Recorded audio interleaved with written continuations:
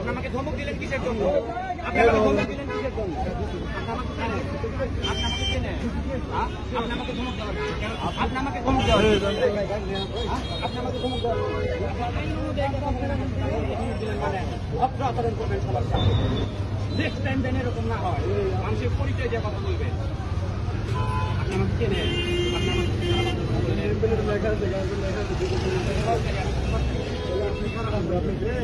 আপনি আমাকে ধমক দিলেন কেন? আপনি আমাকে ধমক দিলেন কেন? আপনি হচ্ছে আমি সুন্দর